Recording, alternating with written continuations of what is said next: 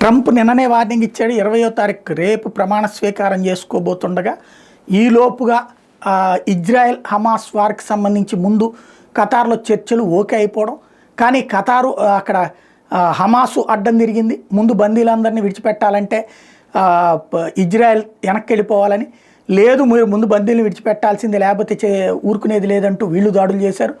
ఈ సందర్భంలో Israel ప్రధానమంత్రితో Trump మాట్లాడాడు. ఇజ్రాయెల్ ప్రధానమంత్రి చెప్పాడు, నేను ఇప్పుడు ఈ నిర్ణయం తీసుకుంటే నన్ను అడ్డుకోవడం కోసం అని చెప్పేసి మా ప్రతిపక్షమే సీరియస్గా సిద్ధంగా ఉంది, నన్ను దొంగం చేయడానికి సిద్ధంగా ఉంది అన్నటువంటి.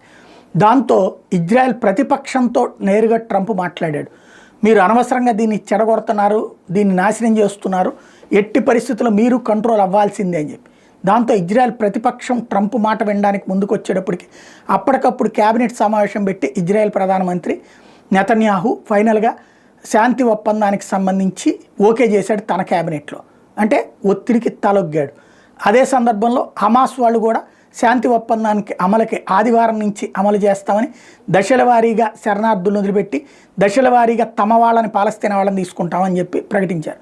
100 మంది శరణార్థులను వదిలిపెడితే 1000 మంది పాలస్తీనియన్లను విడిచిపెట్టడం అన్నటువంటిది వీళ్ళ మధ్య కుదిరిన ఒప్పందం.